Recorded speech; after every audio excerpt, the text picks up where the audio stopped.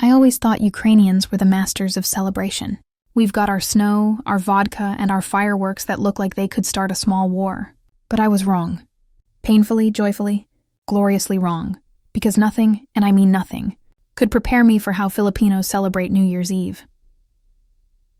It all started when my flight landed in Manila on December 28th. The moment I stepped out of the airport, it felt like I'd walked into a sauna that was blasting karaoke music.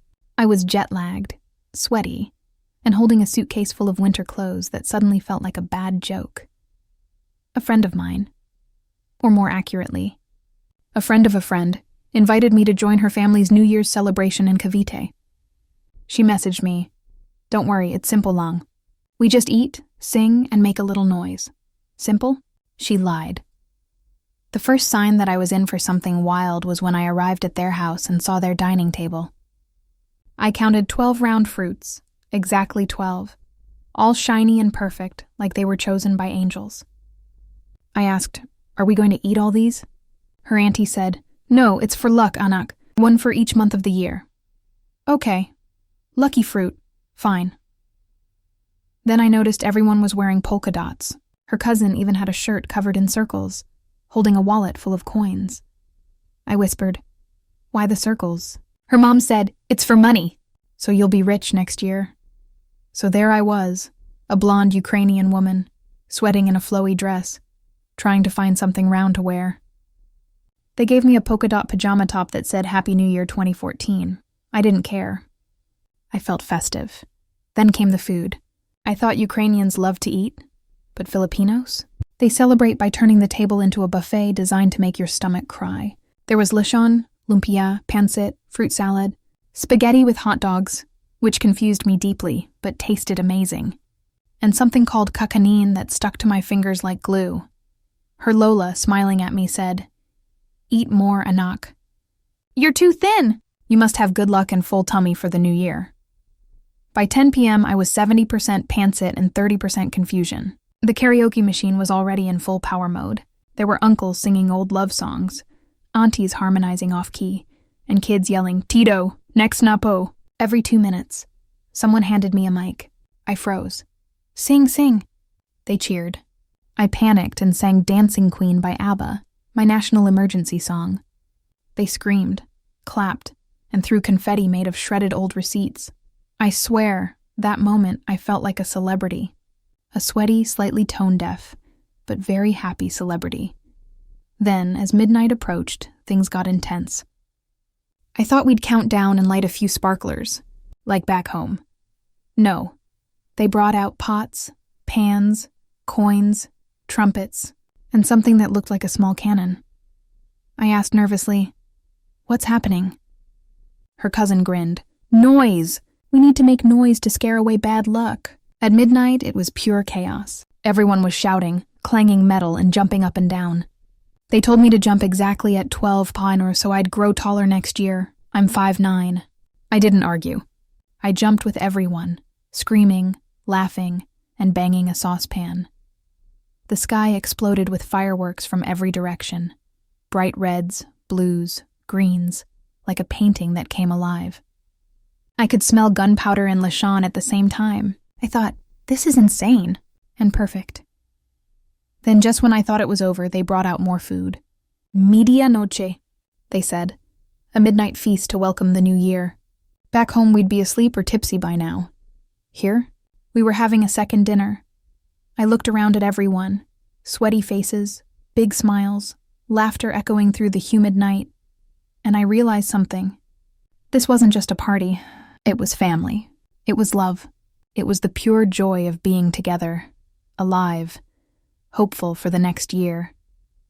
One of the aunties looked at me and said, "Next year, huh? You come back again." And I promised I would.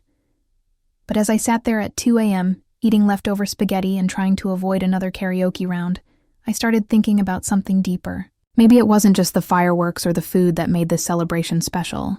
Maybe it was how Filipinos welcomed you, with no hesitation, no distance, just warmth. Even if you're a stranger, even if you can't sing in tune, even if you're a blonde foreigner wearing polka dots from 2014. That night, As fireworks faded into smoke and laughter turned into sleepy chatter, I thought, this might just be the best New Year's Eve of my life. And the next morning, when the sun rose over Cavite, and I woke up to kids playing with leftover firecrackers, I knew one thing for sure. This wasn't just a party I attended. This was the start of something that would change how I saw the world, and what it means to celebrate life itself. The morning after that wild New Year's Eve, I woke up in a house full of snoring, happy people.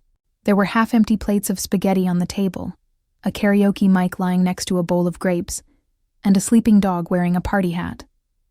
I stepped outside, and the air still smelled faintly like fireworks and pork.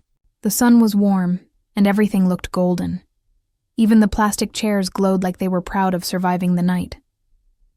I thought the celebration was over. But the Philippines had other plans. By 9 a.m., my host family was already cooking again.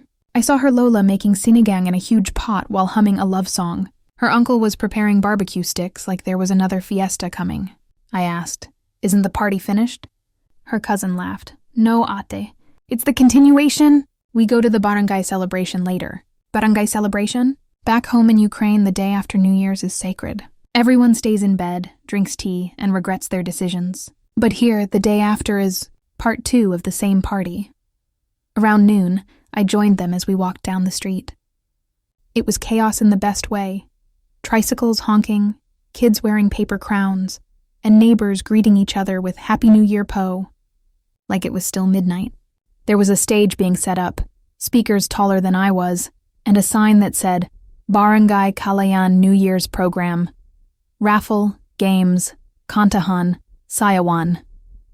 I had no idea what half of those words meant, but I was excited.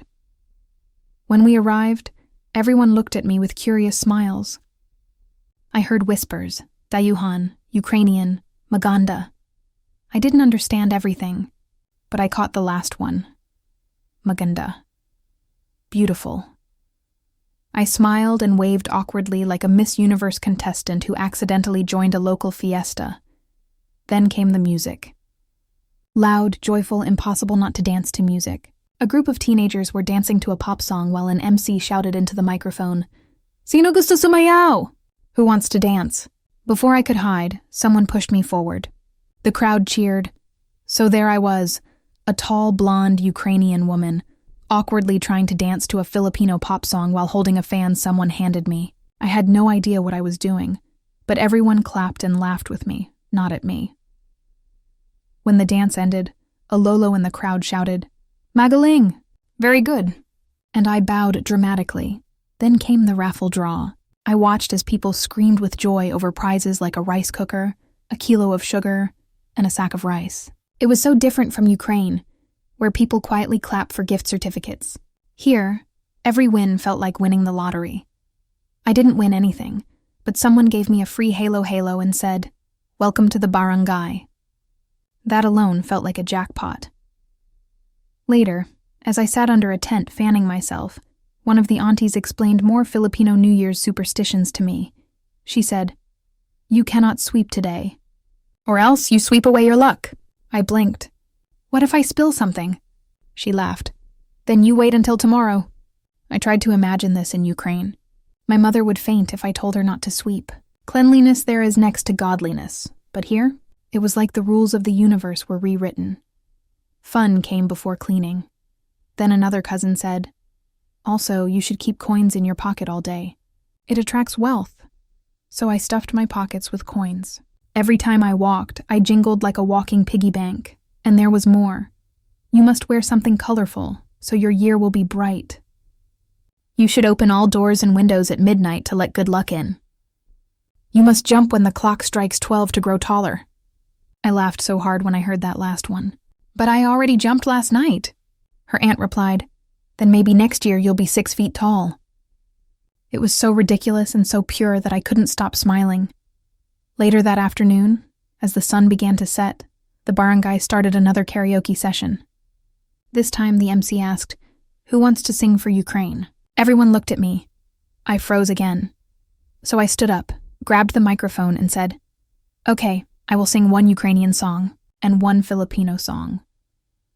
They cheered so loud it scared the nearby dog. I sang Czerwona Ruta, a famous Ukrainian folk song, and people swayed along even if they didn't understand the lyrics. Then, for my second song, I sang Anak by Freddie Aguilar. My host cousin taught me the lyrics the night before. My accent was terrible, but people clapped like I just won the Voice Philippines. Afterward, Alola hugged me and said, "You sing with heart. That's what matters." That line stayed with me. In Ukraine, we celebrate with elegance, champagne, fine dresses, sometimes too much seriousness. But in the Philippines, celebration was about emotion. It was about connection, laughter, togetherness. It wasn't about how fancy your house was or how much you spent on fireworks. It was about how much joy you shared with the people around you. Later that night, we all sat together on the ground, eating barbecue and drinking juice. The air was filled with laughter, kids running around with sparklers, and dogs barking at leftover fireworks. I found myself looking at the stars and whispering, "This feels more like home than home." One of the uncles overheard me. "You like it here?" he asked. I smiled. "I love it. You celebrate life better than anyone I've ever met." He laughed. "Because life is short, Anna. You must always find reason to smile." That simple truth hit me harder than any philosophical speech could. Back in Ukraine, winter felt heavy. People looked tired, focused on surviving the cold in the year ahead. Here, even in the heat, people carried something warm inside, a spark that said, "We'll make it, together." That night, as the barangay lights twinkled and another round of karaoke echoed through the streets, I realized that Filipinos didn't just celebrate New Year's. They celebrated being alive. They celebrated each other. And somehow, this Ukrainian woman, sweaty, sunburned, and still jingling with coins, had become part of that beautiful chaos. When I went to bed that night, exhausted and full of food, I thought about how different this was from my quiet, snowy New Year back home. In Ukraine, we waited for luck. In the Philippines, they created it, with laughter, noise, and love. And for the first time in my life, I didn't feel like a visitor. I felt like a Filipina in spirit, loud, joyful, and endlessly hopeful. I fell asleep smiling, not because of the food or fireworks, but because of what I felt deep inside, belonging, and maybe, just maybe, this wouldn't be my last Filipino New Year. A year had passed since my first New Year's Eve in the Philippines, and somehow, my memory of that night had grown bigger, brighter, and wilder than reality itself. I remembered the laughter, the chaos, the loud singing, and the way the fireworks had lit up the sky above Cavite. I remembered the kindness, the warmth, and the strange, magical way Filipinos made life feel like a festival every day. And now I had an idea that made me giddy with excitement. I was going back, but this time, I wasn't coming alone. I had convinced 3 of my closest Ukrainian friends to join me. They were skeptical at first. "It's just a holiday party, right?" But when I showed them the photos of round fruits, polka-dot outfits, and a street full of people banging pans and yelling Happy New Year, they couldn't resist. We landed in Manila a few days before December 31st, and the city greeted us with its usual tropical chaos. Cars honked, vendors shouted, and the smell of street food hit me like a wave. I felt at home instantly. My friends, however, looked a mixture of terrified and amazed. Our host family welcomed us like returning royalty. "You're back! And you brought friends," shouted the aunties, hugging my friends tightly. The kids squealed in delight, curious about the tall, pale women who spoke in a strange accent. The youngest pointed at me and whispered, "Blonde Maganda." I waved. She giggled. This year, I felt confident. I understood the customs, the superstitions, the chaos, and, most importantly, the joy. I was ready to dive in head first. We started with food prep, of course. I watched the Lola pull lechon from the oven, the uncle threading barbecue sticks, and my friends' jaws drop as they saw the variety of dishes. I explained each one. Pancit for long life, round fruits for prosperity, spaghetti for sweetness in life, and kakanin for good fortune. They nodded seriously, taking mental notes, but I could see the twinkle of excitement in their eyes. Later, I taught them about polka-dot clothing for luck. One friend held up a polka-dot dress and said, "I feel ridiculous." I said, "No, you look like you are ready to attract millions of coins into your pockets." They laughed, but by the evening, every one of us was covered in dots from head to toe. The Barangay celebration this year was even more impressive. There were street games, karaoke contests, and food stalls everywhere. I could feel my friends' skepticism fading as they were swept up by the energy. They clapped, danced, and even sang along to songs they didn't know, just like I had done last year. One of my friends tried to explain the Ukrainian New Year traditions to the locals. She talked about snow, champagne, and quiet countdowns. The Filipinos looked at her and then at me, grinning. "We'll show you how to party properly," they said, and then came the superstitions. This was my favorite part. I explained them to my friends. No sweeping today. You might sweep away your luck. Keep coins in your pockets. Attract wealth. Open all doors and windows at midnight. Let good fortune in. Jump at midnight. Grow taller. We laughed so hard as my friends stumbled over coins, almost tripped on doors and tried to jump in their heels. But by the end of it, they were smiling from ear to ear, understanding what I had discovered the previous year. It wasn't about blindly following rules. It was about participating fully in the joy of life. When midnight approached, the street erupted. Fireworks lit up the sky, pans and pots clanged, children screamed, and everyone jumped. My Ukrainian friends, who had never seen anything like this, clung to each other and yelled along. I jumped, coins jingling in my pockets, feeling taller, lighter, and more alive than ever. After the celebrations, I noticed something remarkable. My friends weren't just laughing at the chaos. They were learning from it. They were seeing how Filipinos cherished family, connection, and happiness. They saw that life wasn't just about rules, work, or tradition. It was about creating moments of joy, sharing them, and embracing the unexpected. The next day, we sat down for Media Noche, the post-midnight feast. My friends were trying everything: spaghetti, lechon, lumpia, kakanin. One of them took a bite of pancit and said, "It's like life in one noodle." I laughed. Exactly. Long, sweet, and sometimes a little messy. It wasn't just food that transformed us. It was the people. The aunties fussed over us, insisting we eat more. The uncles told stories and laughed until they cried. Even the children offered their snacks with shy smiles. And in that moment, I realized how Filipinos made love tangible. Not just in romantic gestures, but in food, in laughter, in welcoming strangers like family. By the time we returned to our temporary apartment, I knew this experience was going to change us forever. My friends started asking questions about Filipino culture, holidays, family structures, values, and traditions. They wanted to know why Filipinos were so resilient, so joyful, and so loving despite challenges. I explained that it was simple. Filipinos focus on connection and celebration. They find reasons to laugh, to gather, to create moments that matter. They don't wait for perfection. They embrace life as it comes, and they share it fully. A week later, as I watched my friends helping Lola clean the kitchen while humming a Filipino tune, I realized something important. We weren't just visitors anymore. We were participants, carriers of a spirit that we could take back to Ukraine. And that's exactly what we did. After returning home, my friends and I organized a mini Filipino New Year's Eve for our friends and family. We cooked pancit, spaghetti, lechon, or the best substitute we could find, and even tried to create polka-dot outfits. We invited neighbors, friends, and anyone curious. We taught them the superstitions, sang karaoke, and jumped at midnight. It was chaotic, loud, messy, ridiculous, and it was perfect. People laughed, hugged, and even shed tears of joy.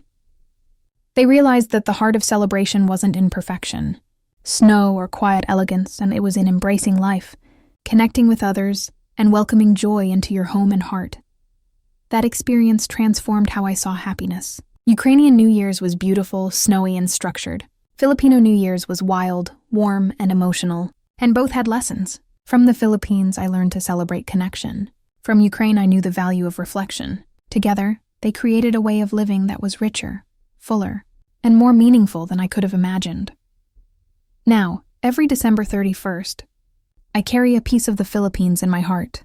The laughter, the chaos, the coins jingling, the polka dots, the songs, the fireworks, and the warmth of people who know how to turn a night into a memory that lasts a lifetime. Smile because I know that no matter where I am, whether in Ukraine or the Philippines, the spirit of celebration is universal. And with it, life becomes not just something we survive, but something we joyfully, hilariously, and warmly live. And that, more than anything, is the greatest gift of all.